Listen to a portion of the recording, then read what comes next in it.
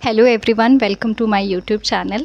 मेरा नाम श्रुति शर्मा है और मेरा बीएड का फाइनल ईयर चल रहा है government college of teacher education Dharamshala से, जिसको जीसीटी धर्मशाला के नाम से भी जाना जाता है।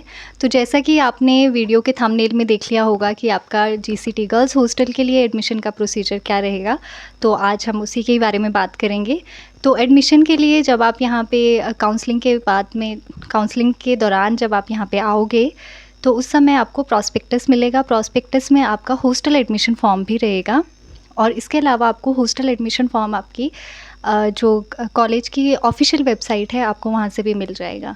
आपको एप्लीकेशन फॉर्म डाउनलोड करना है और जब आप एडमिशन लेने के लिए आएंगे उसी समय आपको क्या करना है, उस एप्लीकेशन फॉर्म को फिल करना है और वो एप्लीकेशन फॉर्म आपको सबमिट करना है।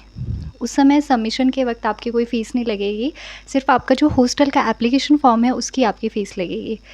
एप्लीकेशन फॉर्म आपका सबमिट हो जाने के बाद में आपकी मेरिट लिस्ट आउट होती है अप्रॉक्सीमेटली आफ्टर 15 डेज़ और हार्डली 7 डेज़ मिनिमम टाइम है, मैक्सिमम आपका 15 डेज़ टाइम है। आपकी मेरिट लिस्ट आउट हो जाने के बाद में आपको फ़ीस सबमिट करनी पड़ती है। अब आपकी फ़ीस जो रहेगी, आपकी पर ईयर फ़ीस रहती है 14,000 समथिंग।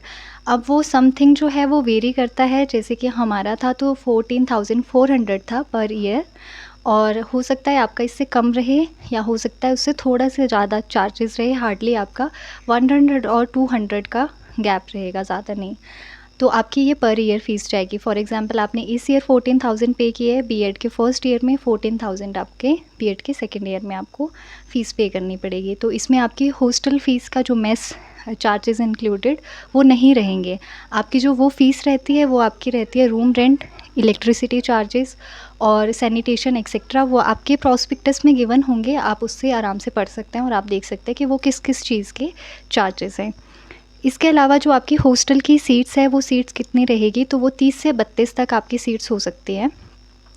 30 से ज़्यादा रहेगी और 32 या 33 से आपकी कम रहेगी। अप्रॉक्सीमेटली 30 टू 32 आप ध्यान में रखें कि आपकी इतनी सीट्स रहेगी गर्ल्स के लिए।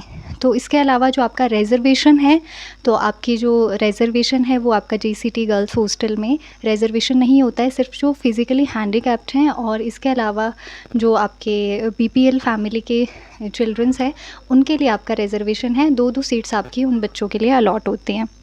इसके अलावा आपका डाउट हो सकता है कि इन बिटवीन हम एडमिशन ले सकते हैं क्या, तो आप इन बिटवीन आपका फ़र्स्ट ईयर कंप्लीशन में अगर फ़र्स्ट राउंड ऑफ काउंसलिंग में आपका नंबर नहीं आता है और आपका सेकंड में भी नहीं आता है, तो उसके बाद में इन बिटवीन अगर कोई लड़की हॉस्टल छोड़ के चली जाएगी तो उससे नेक्स्ट जिस लड़की के मार्क्स होंगे उसको सीट अलॉट की जाती है।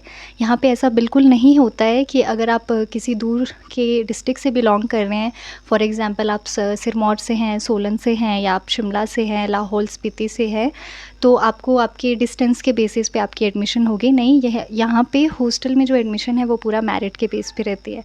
अब कुछ बच्चों के मार्क्स होंगे जो 102, फॉर एग्ज़ाम्पल आपके 3 से 4 लड़कियों के नंबर हैं, तो उसमें किसको प्रेफरेंस पहले मिलेगी, तो प्रेफरेंस उस बच्चे को पहले मिलेगी जिस बच्चे का आपका जो सीजीपीए है ग्रेजुएशन का वो उन तीनों में सबसे ज़्यादा है, तो उसको सबसे पहले आपकी सीट अलॉट हो जाएगी। इसके अलावा अगर आपका कोई और डाउट है हॉस्टल की एडमिशन्स के रिगार्डिंग और एडमिशन प्रोसीजर के रिगार्डिंग या कोई कैसा भी डाउट है, तो आप कमेंट सेक्शन में आप अपना डाउट ज़रूर डालें और इसके अलावा आप मेरे चैनल को सब्सक्राइब करें और वीडियो को लाइक करें। Thank you so much.